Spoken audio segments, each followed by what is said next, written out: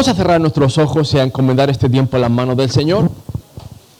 Padre, te damos gracias, Señor Jesús, por tu amor y misericordia. Padre, te pido, Jesús, que tú pongas tu mano en nuestro corazón, en nuestra mente y en nuestro espíritu, Padre.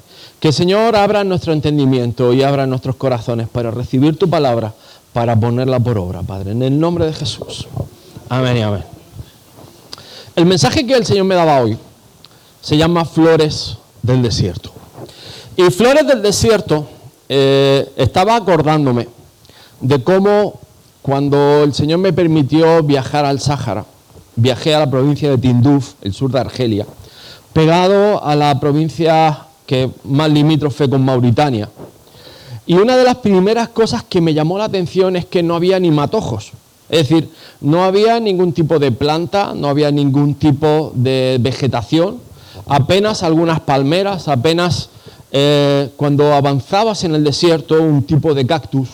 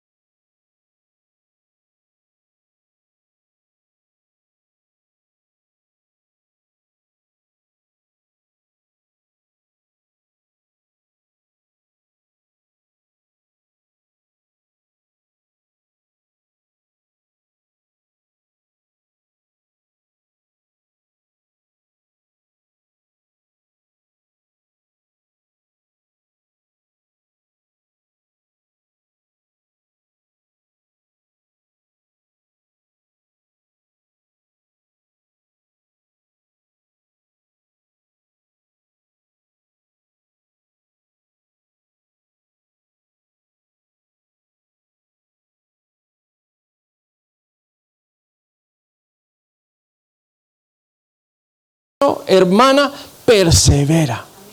No hay otra receta, no hay otra solución. En medio del desierto, persevera. Sea cual sea tu desierto personal, sea cual sea tu circunstancia personal, no hay otra solución. Persevera. Y vamos a ver por qué. En medio de toda prueba, de toda tribulación, creo que el mejor ejemplo, y hemos hablado muchas veces de él, es José. José, como sabéis, su papá le regala una túnica, Dios le da sueños, además le habla sueños guays. tú vas a ser el campeón del chulo de tus hermanos, eres el más guaperilla, la chaquetilla más chula, la túnica de colores, tú... Aquí viene el tío, mi hermano van con las ovejas, yo no. Yo me quedo en casa fresquito, con mis datilitos, con mis cositas, con mi estofado, y mis hermanos ahí, pues que vean, que se lleven las migas, y ya veremos cómo salen, cómo vuelven. Josué fue vendido por sus hermanos, como saben, y casi lo matan. Y cuando es vendido, lo venden a casa de Potifar. Y fijaros que cuando la esposa de Potifar dice esa mentira, es curioso que lo que tenía en su mano la esposa de Potifar, adivina qué era. La túnica de José. Qué curioso. La túnica de José en buena manera había levantado la envidia, los celos, toda la ira de los hermanos para que cogieran y lo vendieran porque no lo soportaban. ¿Y qué cosas? Te voy a contar un secreto. Adivina qué usa Satanás. Porque acuérdate de este principio que te voy a dar. Satanás no es creativo. Escúchame bien. Satanás no es creativo. ¿Qué usó para vender a José? La túnica. ¿Qué usó para meterlo en la cárcel? La túnica. Porque la única prueba que tenía la mujer de Potifar era la túnica de José. Y media vez lo pone en la cárcel, empezamos nuestra historia de hoy. Sucedió que cuando oyó el amo de José todas las palabras que su mujer le hablaba, diciendo, así me ha tratado tu siervo, se encendió su furor y tomó su amo a José y lo puso en la cárcel, donde estaban los presos del rey.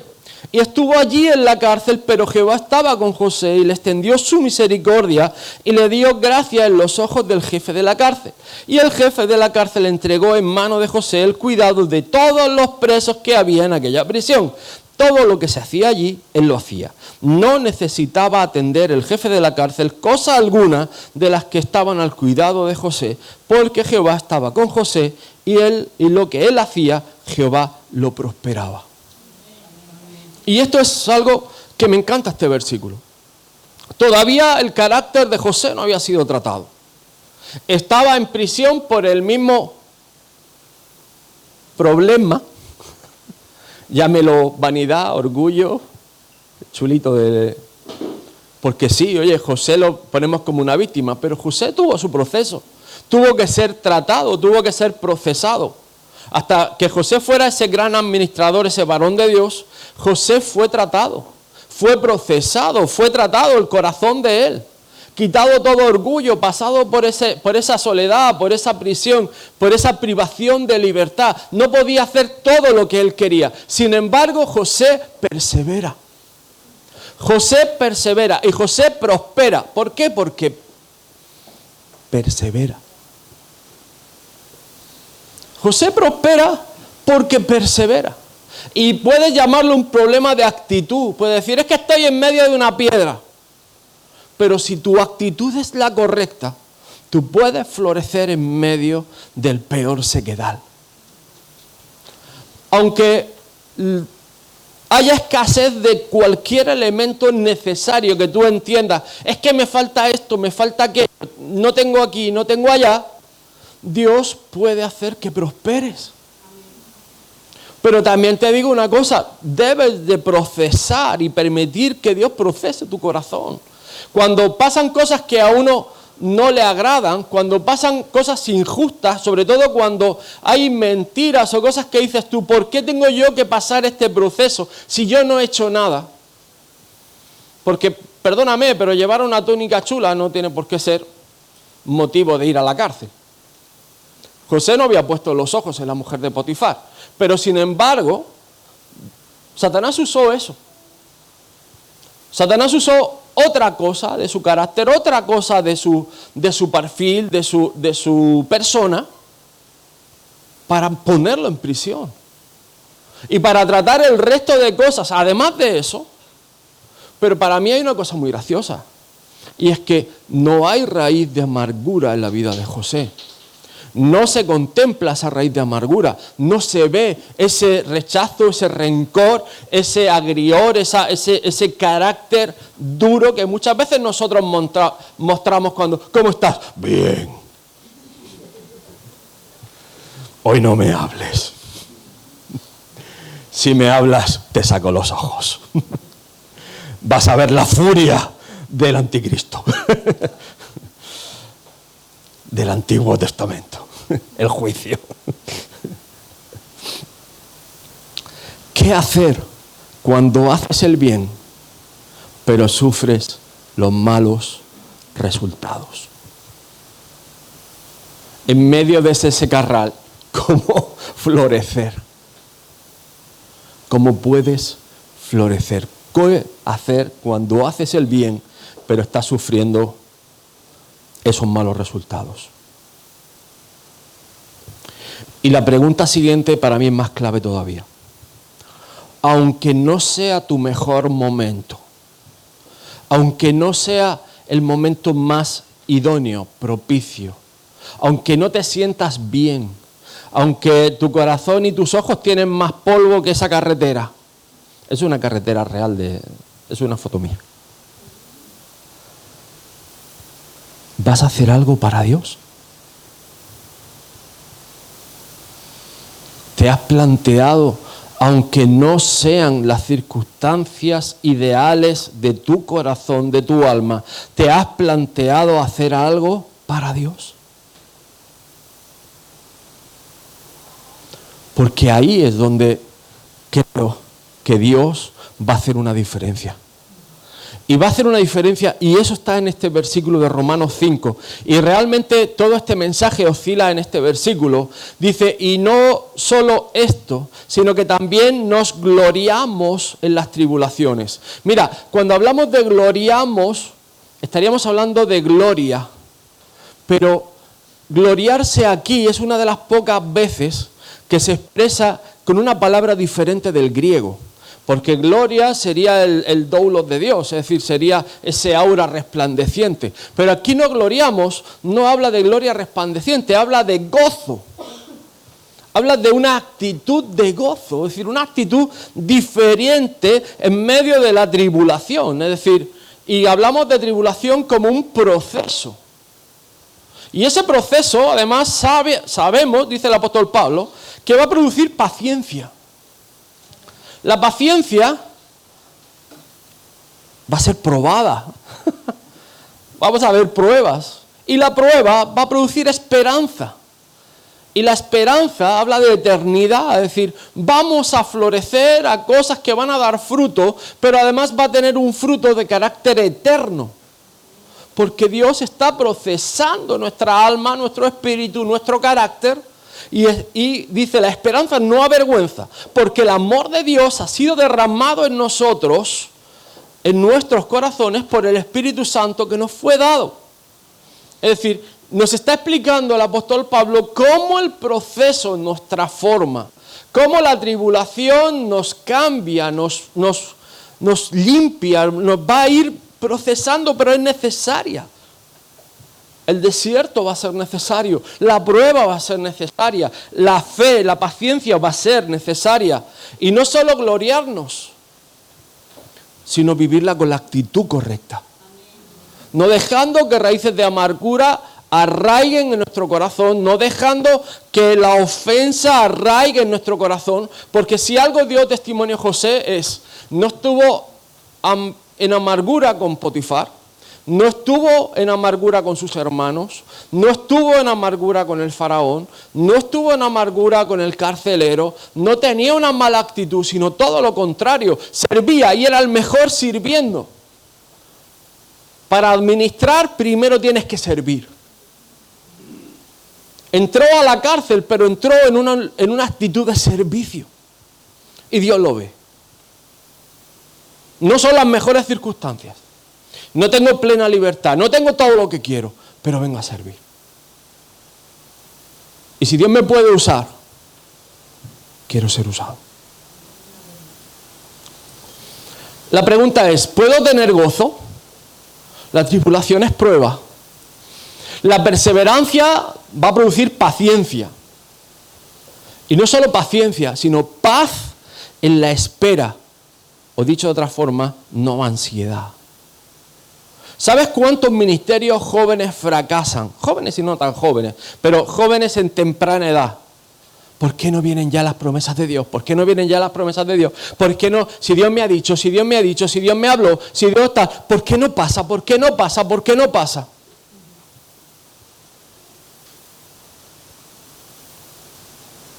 Porque no has terminado el proceso. Porque es muy fácil señalar y poner a alguien en algo, y cuando viene la prueba,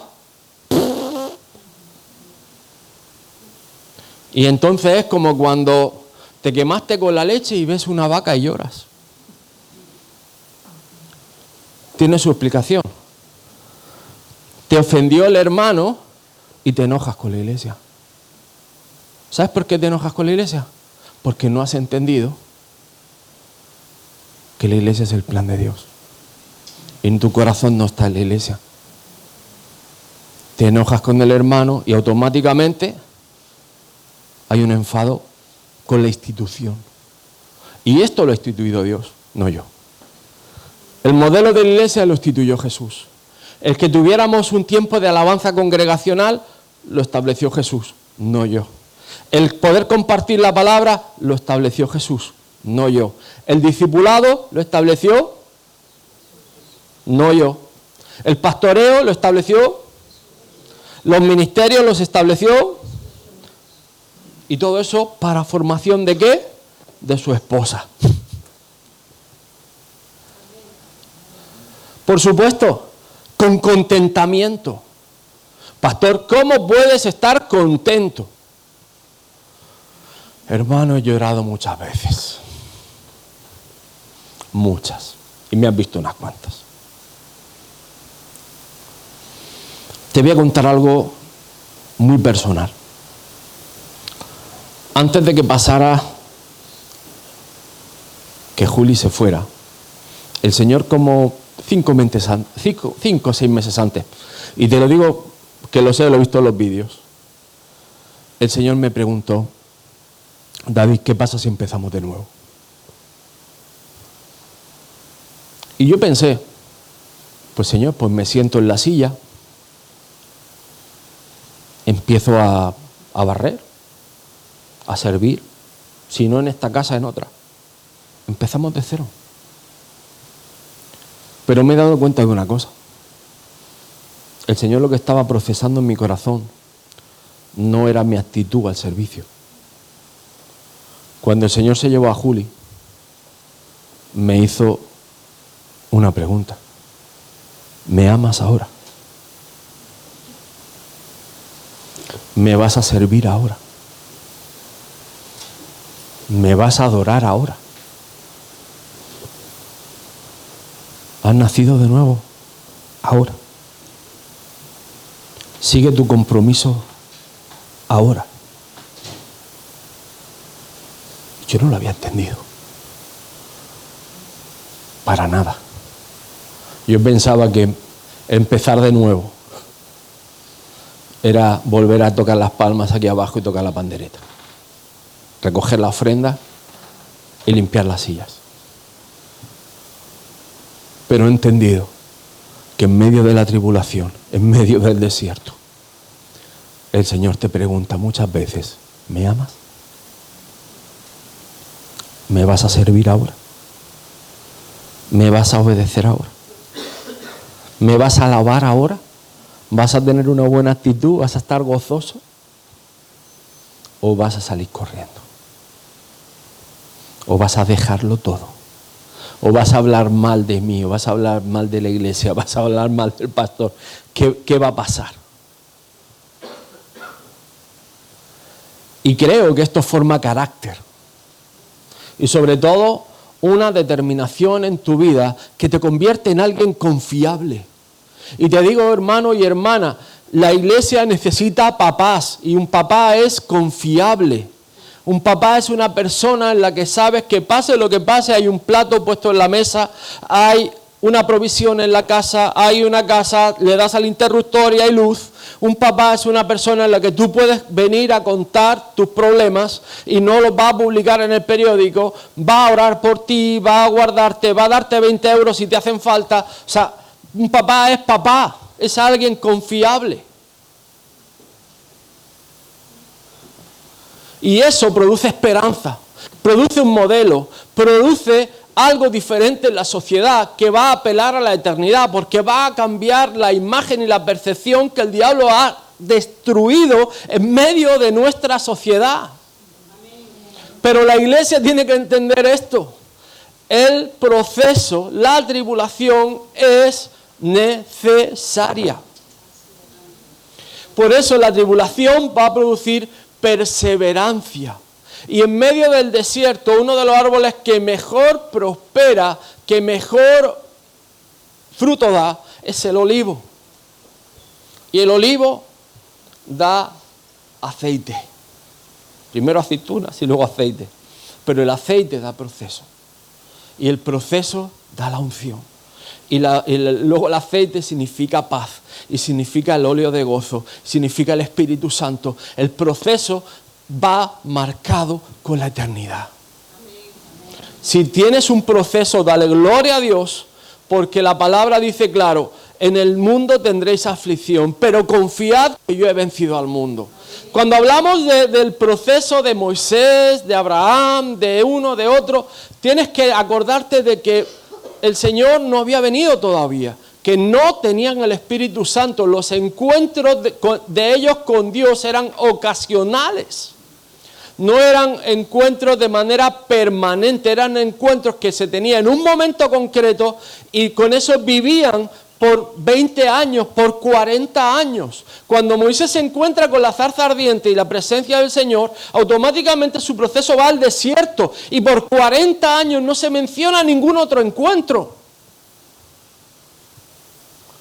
Y yo te digo a ti que más de uno de nosotros por esos 40 años ya no sabe ni cómo se llama. ¿Y por qué me fui yo de Ur de los Caldeos? ¿Te imaginas? ¿Por qué yo me fui de Egipto? Eso ya el crimen ha prescrito.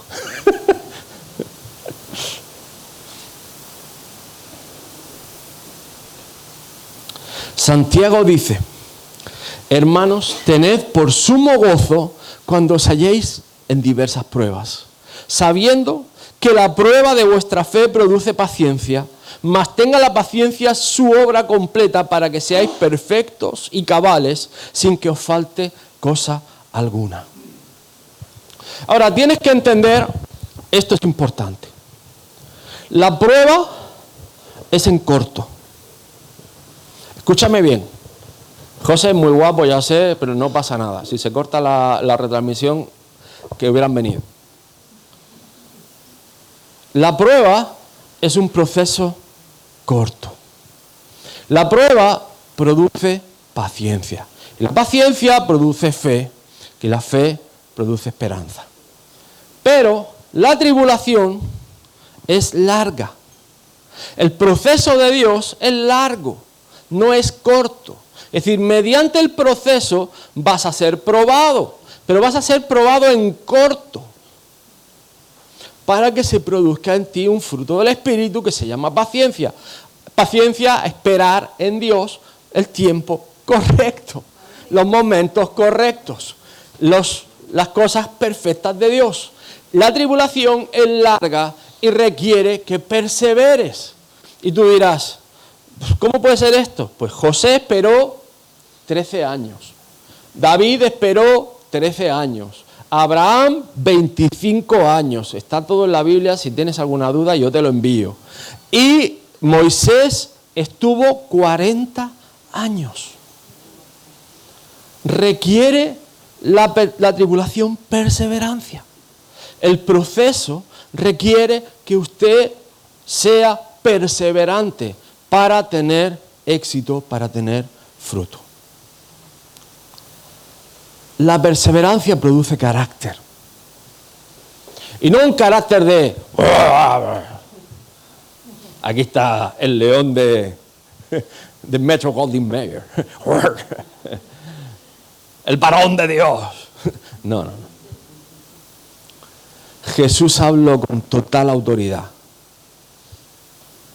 Y el único sitio donde sacó el látigo fue en el templo. Y habló con autoridad de muchos pecados.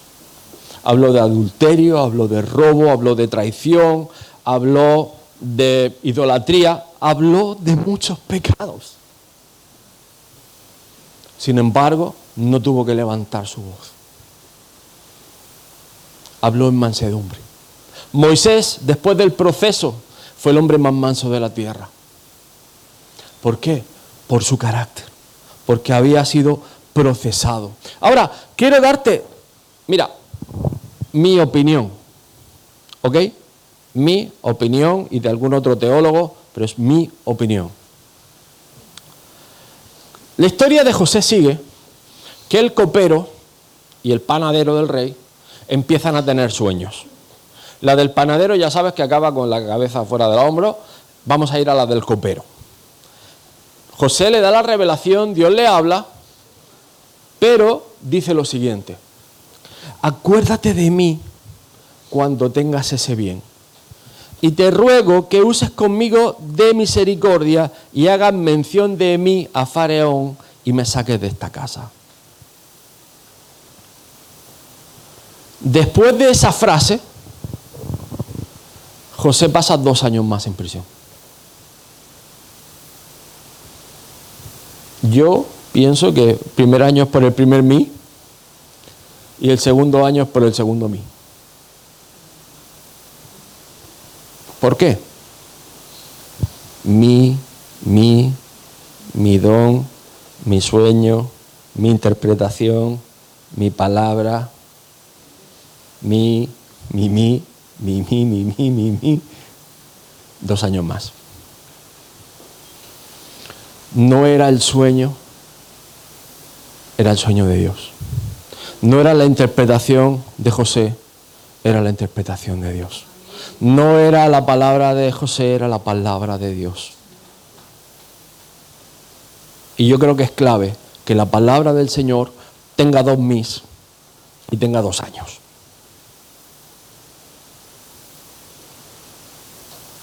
No te puedo... Siempre he dicho que cualquier doctrina está en el Antiguo o en el Nuevo y la confirma Jesús. Esto no tengo cómo confirmarlo, pero tiene sentido. Tiene sentido. Porque revela una actitud del corazón. Mi. Cuando es por ti, por ti, por ti. Y no solo es por ti, sino que ¿qué tardó el Señor en darle un sueño a Faraón? ¿Qué tardó el Señor en liberarlo? ¿Qué tardó el Señor en activar todo el sistema para liberar a José? Ya no era por su interpretación, era porque el Señor le había dado un sueño a Faraón.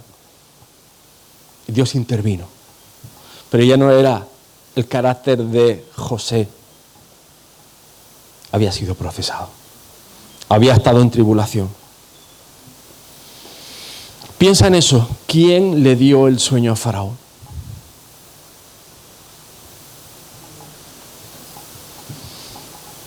¿Y quién le dio la interpretación a José?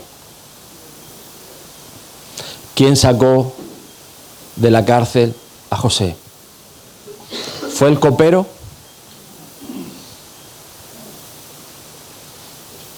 ¿Entendéis el enfoque? Te voy a hacer la pregunta: ¿quién te va a sacar de tu tribulación?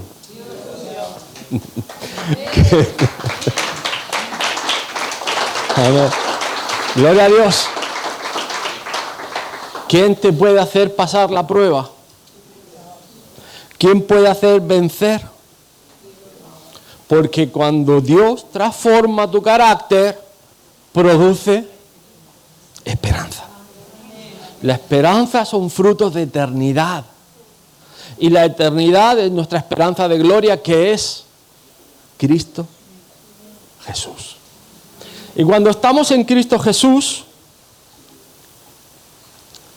tengo que decirte que Satanás conoce tus debilidades.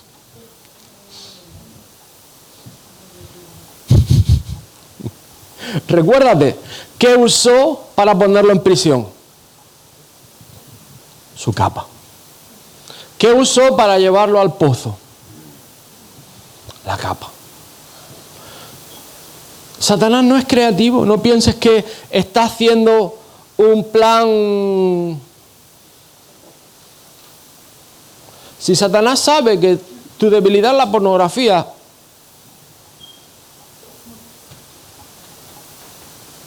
te lo va a poner ahí. Si sabe que tu debilidad es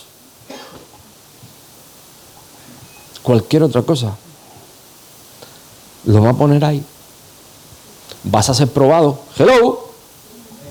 Hola. Buenos días. Vas a ser probado. Vas a ser procesado. Y Satanás no inventa. Tiene autoridad sobre esta ciudad hasta que los hijos de Dios se manifiesten.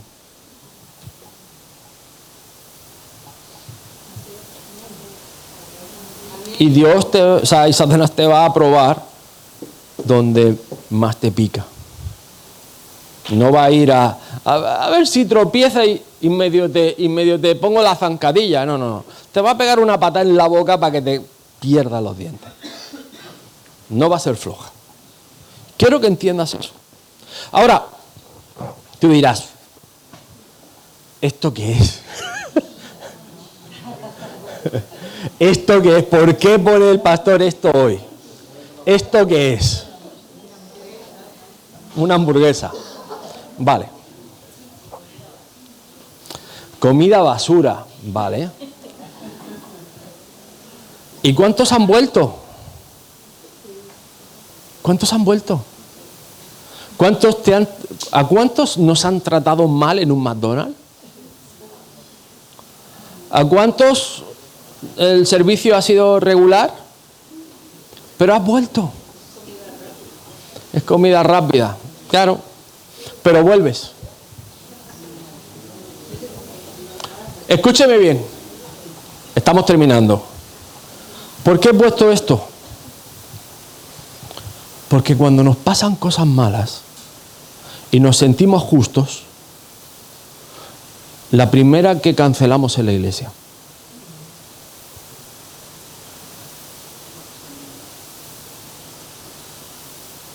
Cuando nos pasan cosas malas y nos sentimos que no tenemos culpa, lo primero que cancelamos es la iglesia.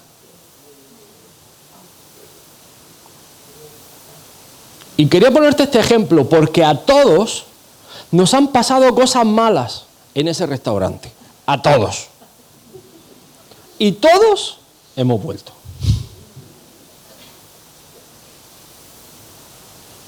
¿O es mentira?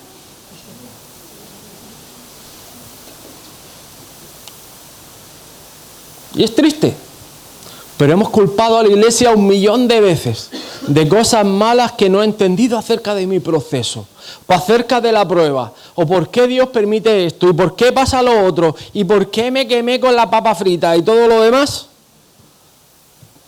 Y además, ¿sabes? Mira, este proverbio, a mí me encantan los proverbios, esto te lo regalo.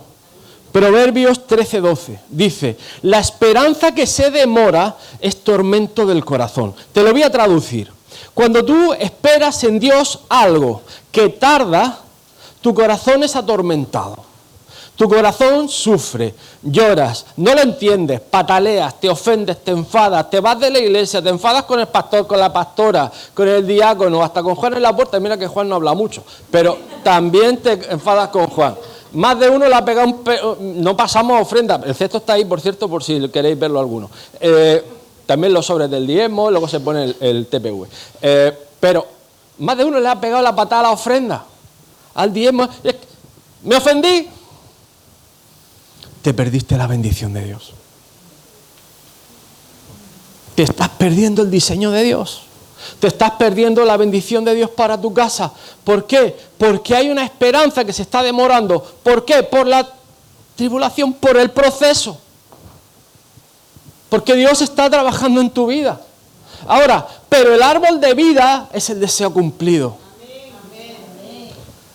Ahora yo te pregunto.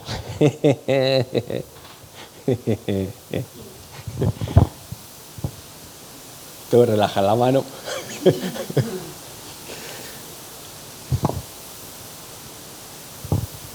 ¿Cuál es tu deseo? ¿Tu deseo es adorarle? ¿Tu deseo es servir al Señor? ¿Tu deseo está en el Señor? ¿Tu deseo está en amarlo con todo tu corazón? ¿Estás agradecido porque ha perdonado tus pecados? ¿Estás agradecido porque te ha dado vida eterna? ¿Estás enjuto de amor porque has visto su amor y su misericordia? ¿Porque has disfrutado de su paz? ¿Porque puedes dormir después de la ansiedad? ¿Porque te ha ministrado paz? ¿Porque te ha perdonado tus pecados, te ha cambiado tus ataduras? ¿Porque te ha dado una vida nueva? El árbol de vida es el deseo. Te lo voy a traducir. Jesús es la palabra de vida.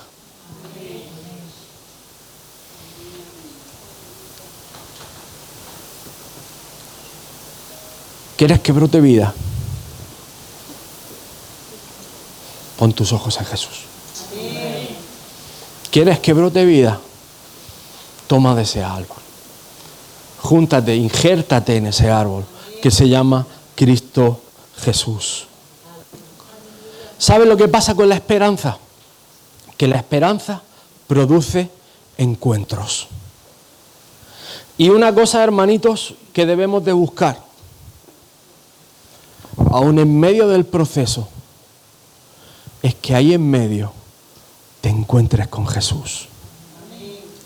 Aún en medio del sequedal, usted pueda florecer. Aún en medio de la escasez de cualquier sombra o cualquier situación, y esto es Almería, en cualquier circunstancia, usted pueda tener un encuentro personal con el Señor. Porque ese es el fruto de la esperanza. Que tú tengas ese encuentro. Que Dios se encuentre con tu necesidad. No sé, Rubén, si me puedes acompañar con algo. Pero quiero que oremos. Quiero que te pongas de pie. Ponte de pie. Estamos aterrizando ya la nave. Pero si en algo, en esta mañana, voy a poner un revienta señales. Con todo el amor del Señor.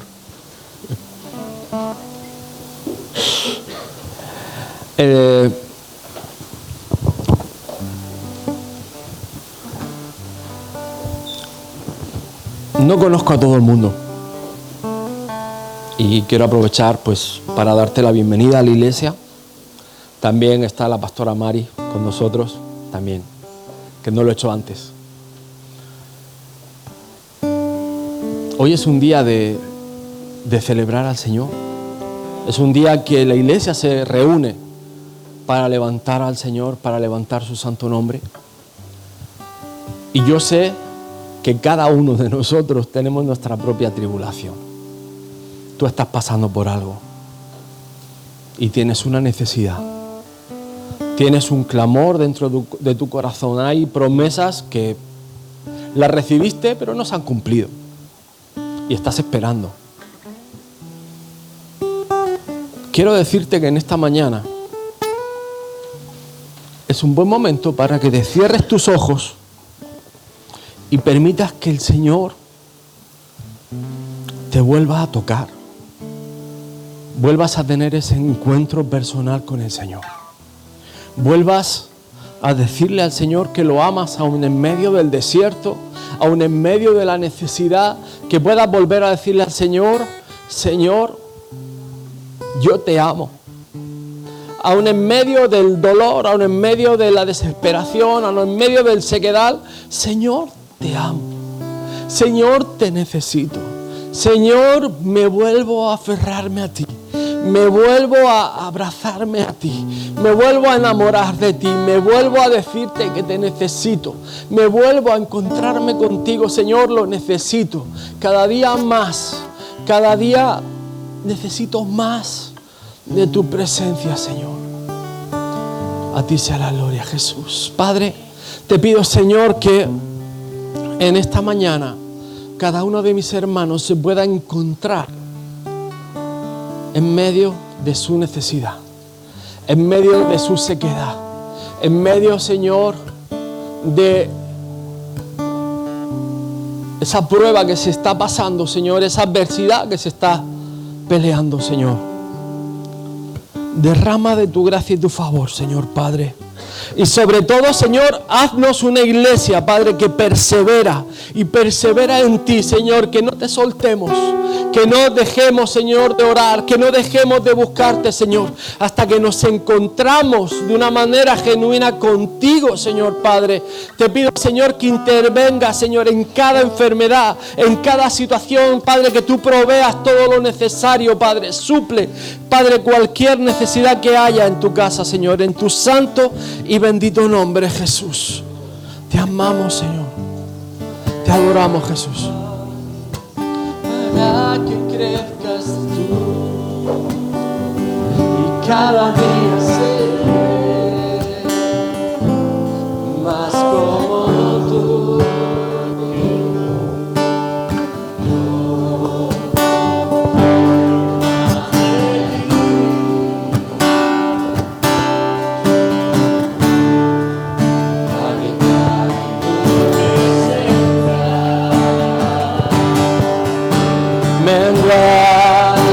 Para que crezcas tú, cada día seré más como tú. Quebranta mi corazón, quebranta mi vida, te entrego mi voluntad a ti.